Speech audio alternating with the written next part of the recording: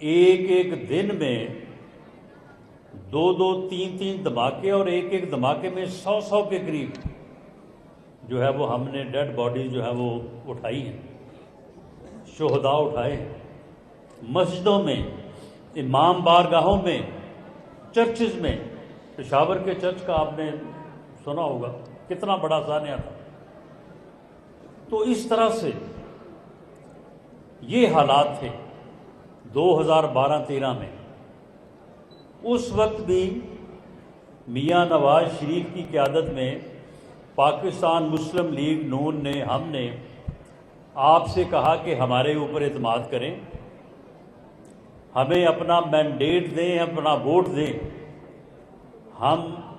آپ کو ان مسائل سے، ان مشکلات سے نجات دلائیں گے۔ اس وقت بھی لوگ کہہ رہے تھے، جس طرح سے اب بھی کچھ لوگ کہہ رہے ہیں کہ جی یہ کیسے ہو سکتا ہے، جی یہ تو بڑا مشکل ہے۔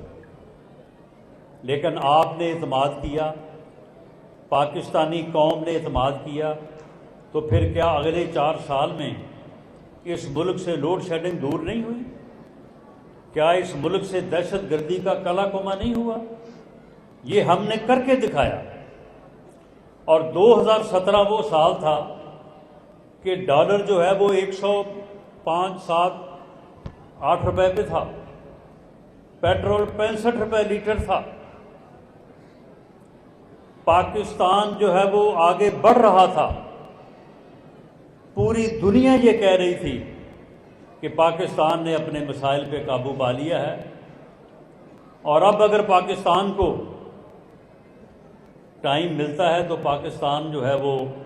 اپنے مسائل سے، اپنی مصیبتوں سے آگے نکل جائے گا۔ سی پیک کا منصوبہ، جس نے جو دنیا کو، یعنی ایک طرف کی دنیا کو دوسری طرف کی دنیا سے، رشین اسٹیٹ سے ملا دینا تھا، اس شاہراہ کا، وہاں سے ہونے والی تجارت کا اتنا معاوضہ آپ کو ملنا تھا کہ شاید آپ کا پورے سال کا بجٹ جو ہے وہ اس سے بن جایا کرتا۔ 40 ارب ڈالر، آپ اندازہ کریں، اب 1 ارب ڈالر کے لیے ہمیں سال جو ہے نا وہ IMF کی منتیں کرنی پڑتی۔ یہ ملک ڈیفالٹ کر رہا تھا، اور IMF کا معاہدہ بہت ضروری تھا۔ 8 ماہ جو ہے وہ حکومت کو ناک سے لکیریں نکالنا پڑیں، تو تب جا کے انہوں نے جو ہے وہ معاہدہ کیا 1 ارب ڈالر کے لیے۔ 40 ارب ڈالر کی انویسٹمنٹ جو ہے وہ سی پیک کے ذریعے سے میاں نواز شریف لے کے آئے، چائنا سے ایگریمنٹ وہ کر کے آئے، اور یہ دوسرے لوگ جو ہیں یہ اس وقت دھرنے دے رہے تھے، یہ روک رہے تھے۔ چائنا کے صدر نے آنا تھا،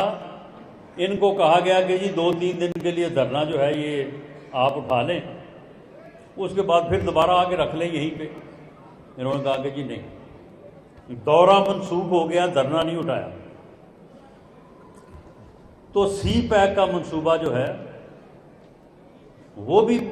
مکمل ہونے جا رہا تھا 2020 تک۔ تو پوری دنیا میں یہ بات عیاں تھی کہ دہشت گردی کو کنٹرول کرنے کی وجہ سے، لوڈ شیڈنگ ختم کرنے کی وجہ سے، سی پیک لانے کی وجہ سے، اگلا الیکشن جو ہے وہ میاں نواز شریف کو، PMLN کو کوئی نہیں ہرا سکتا۔ اگلا الیکشن جو ہے وہ جیتیں گے، حکومت مسلم لیگ کی کنٹینیو کرے گی، اور یہ منصوبے بھی کنٹینیو کریں گے، اور یہ ملک جو ہے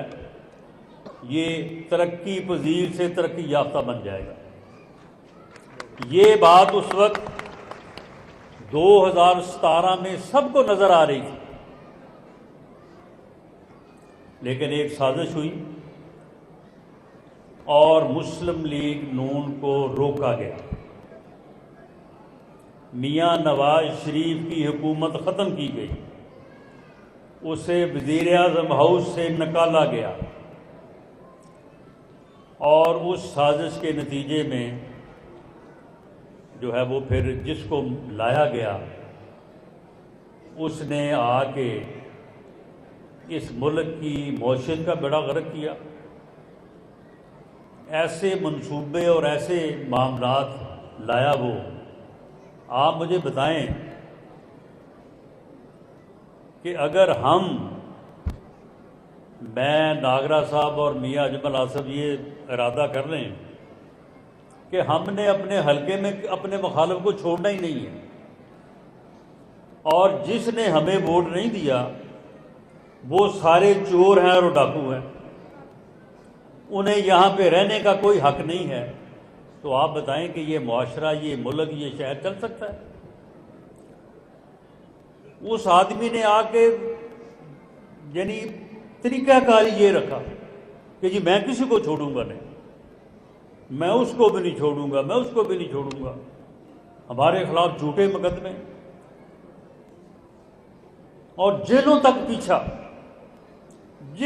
پیچھا کیا۔ اب اس کی بری نیت کی وجہ سے اور برے اعمال کی وجہ سے اللہ تعالیٰ نے اسے جیل میں پہنچایا ہے، اور جیل میں اسے ہر سہولت حاصل ہے۔ اسے وہاں پہ جم بنا کے دیا ہے کہ جی ایکسرسائز کرے، کبھی دیسی مرغی کا اسے دیسی گھی میں پکا کے ملتی ہے، کبھی اسے کوئی اور جو چیز وہ چاہتا ہے، ہر قسم کی سہولت اسے وہاں پہ میسر ہے۔ ہم نے کبھی آدھی زبان سے بھی یہ نہیں کہا کہ یہ اس کی سہولتیں ختم کرو، اسے وہاں پہ جو ہے اس کے پنکھے، اے سی، باقی سہولتیں ساری بند کرو، لیکن اس کا عمل یہ تھا کہ اس نے جیلوں تک ہمارا پیچھا کیا، جیلوں میں اس بات کا اہتمام کیا کہ ان کو میڈیسن نہ ملے۔ امریکہ دورے پہ گیا ہوا تھا، وہاں پہ کہہ رہا تھا کہ میں واپس جا کے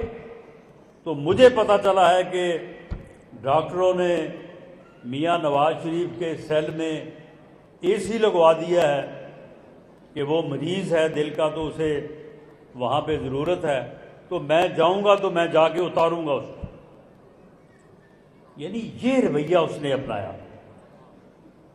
اور اس رویے کا پھر منطقی نتیجہ تھا کہ اس ملک نے بدحال ہی ہونا تھا۔ اس ملک کی ترقی جو 2017 میں نظر آ رہی تھی اس نے فارغ ہونا تھا، اور پھر وہی کچھ ہوا، اور آخر کار اس نے وہ عمل کیا 9 مئی کو۔ اب وہ کہہ رہے ہیں کہ جی ہمیں لیول پلینگ فیلڈ نہیں مل رہی، ہمارے خلاف پرچے ہو رہے ہیں۔ دیکھیں، سیاسی جماعت اور سیاسی کارکن کا احتجاج کرنا اس کا حق ہوتا ہے، لیکن اس حق کی بھی ایک لمٹ ہے کہ کہاں تک وہ احتجاج کرے گا تو سیاسی احتجاج تصور ہوگا،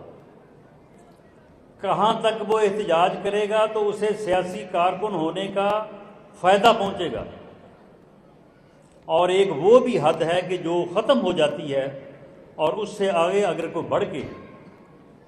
کام کرتا ہے تو پھر اس کو سزا ملتی ہے۔ بلا شبہ پی ٹی آئی ایک سیاسی جماعت انہوں نے بنائی تھی، سوچ ان کی سیاسی تھی، چاہتے وہ سیاست کرنا تھے، لیکن ان کے لیڈر نے ان کو ایسے کام پہ لگا دیا